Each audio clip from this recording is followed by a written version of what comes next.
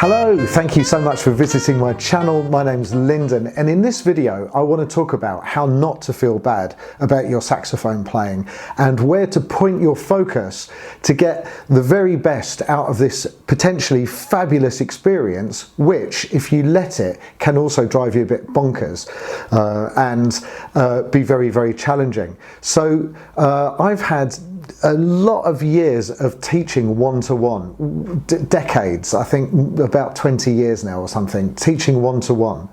And I've had a lot of feedback from my clients, and something that my clients have said to me is that, wow, you know, you're so patient. You know, they've said, thank you, I really enjoyed the lesson, you're so patient. And, you know, this really made me think, because I didn't feel like I was being patient. I never feel like I'm being patient with my clients. And the reason for that is that if I was being patient, it kind of implies that I have an expectation of where they should be, and I don't. Right? Whenever somebody comes for a private lesson, or where you are now is the perfect place because they are there. And I could expect them to be somewhere else, or not as good, or even better than they are, or have more knowledge, or have done more practice. And all of that is kind of speculation. So I'm focusing on what isn't with my expectation. And what I found is a really great technique to help me as a teacher. If I focus on what is and where they are, then that really, really helps me, just because my job is very, very clear. I need to take that person from wherever they are and move them a little bit down the road and help them develop their skills from where they are. So what I need to focus on is on where they are, which is, and not what isn't. So instead of, do you see what I mean? And the thing is that what we can do is that we can apply that to ourselves. And my full disclaimer is that I don't have all of the answers, and I'm not able to do that for myself all the time. I do wish that I was further down the road, but the thing is, I'm not further down the road from where I am. Right? I am where I am with my development, and I need to do the same thing with my own development. I just need to accept where I am and move forward, and not focus on what should have been, or could have been, or might have been, or would have, if this had happened, then that might have happened, and all of that kind of thing. So to give you an example, I didn't go to music school, I'm self-taught. So, you know, it's easy to think, oh, well, if I'd have gone to music school, I'd be further than where I am, and I'd be better at this, and I might understand that a little bit easier. But the fact is that I'm not. And actually, I didn't have that path, and actually, because I didn't, that's kind of helped me really struggle with some ideas, and then boil it down until I understand it really, really clearly. And then the gift of not going to music school for me is being able to share this knowledge with other people using the really, really, really sort of kind of straightforward non-music school language, which everybody gets. And perhaps if I had gone to music school, maybe I wouldn't think of things in that way. I would have been taught more formally and not made these discoveries for myself. Do you see what I'm getting at? Wherever you are with your saxophone playing is perfect, right? And it's never going to end. The journey that you're on is absolutely never going to end. It's like tomorrow. Tomorrow never really comes. You only have today.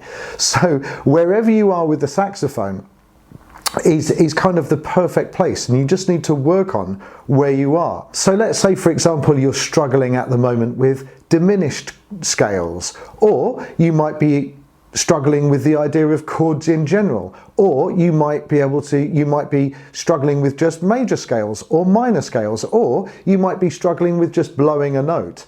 But wherever you are and whatever you're struggling with, when you've finished struggling with that, there's going to be something else. It never ends. This journey never ends. So if you're struggling, that's okay, because that's what you're supposed to be doing, because it's the struggle that gives you growth.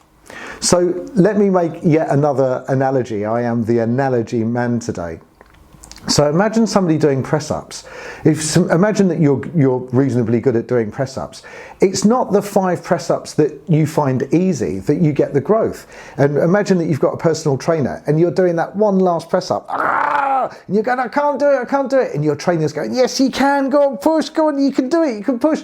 That is where the growth is. It's the one where you absolutely collapse and you go, oh no, I didn't do it. I failed. You didn't fail because in that struggle, that's where you get the growth. And that's exactly the same with the saxophone. You need to spend your time struggling with things that you don't know what they are. In all of your practice, you need to be struggling with something. So if you aren't struggling with whatever it is that you're struggling with now, when you've got that sorted out, there'll be something else. So it's okay to be struggling because that's where the growth is. And by the way, playing the saxophone and blowing solos and going through chord charts, it's hard, by the way. It's a tricky thing to do. It really, really, really is. What we need to do is accept ourselves 100% where we are and do our best to struggle with something quite tricky and see if we can move on from this point. And often what people want to do is they want to go from 1 to 100 in a single step. They want to go from the bottom of the mountain to the top of the mountain as quickly as possible. But that's not really how it works. Climbing a mountain is done with single steps, small steps. So don't worry about making some massive breakthrough with your playing today. Just 1% improvement is fantastic, because if you add up all of those 1%, you get 10% and then 15 and 20 and 30 and 40.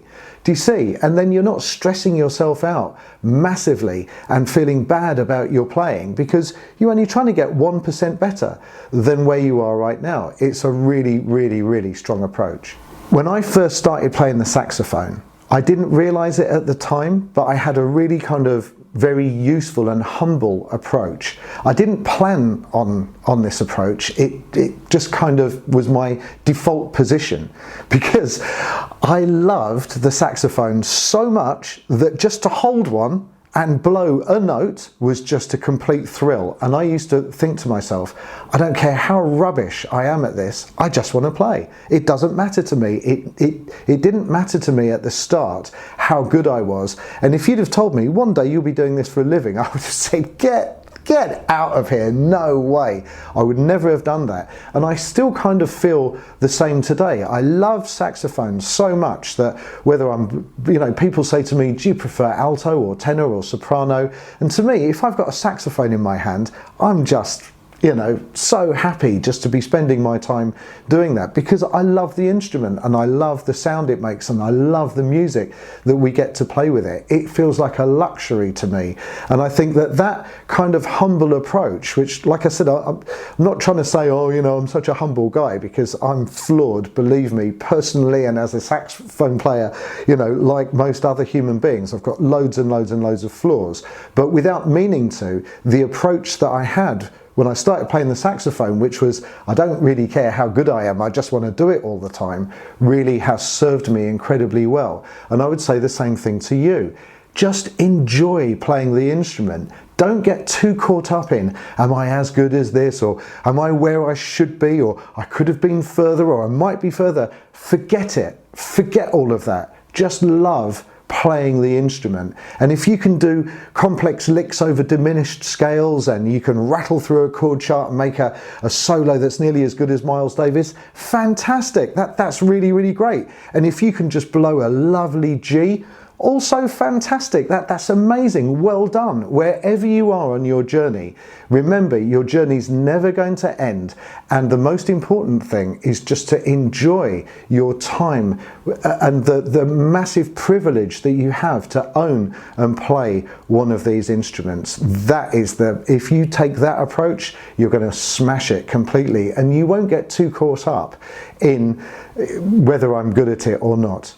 So there is no peak to this massive mountain that we're climbing, and as you get further, as you get closer to the peak, you actually realise how far away it really truly is and what an enormous journey you've taken on. And even if you got to that peak, what you would realise is there's another peak. And by the way, if you were one of those people that's able to dedicate their whole lives just to playing the saxophone, if you go too far up that peak, nobody will understand what you're playing anymore, because you're so advanced and you're so brilliant that it's actually quite hard to listen to, and nobody really appreciates what you're doing anymore. So isn't it ironic? So somewhere in the middle ground is the best place to occupy.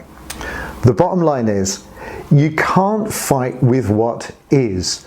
Don't focus on what isn't, where you should be, or you could be, or you might be, or you would have done, or you could have done. Forget it. Focus on the moment now, where you are with the instrument, and do your very best to move forward in a happy and joyful way. And if you follow this kind of strategy, right, you'll do really, really, really well. If you follow the kind of strategy where you're never happy, you might get really good at the instrument, but you'll be an unhappy human being and an unhappy musician.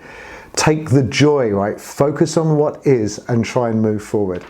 Okay, right, so I'm going to stop ranting. I really hope that something that I've said, I feel like I've thrown everything that I've got at this subject, and I really hope that something in there was useful for you. Thank you for all of your words of support, buy me coffees, and your lovely comments. I do hope you found this useful, and I'll see you in the next video. Take care, bye.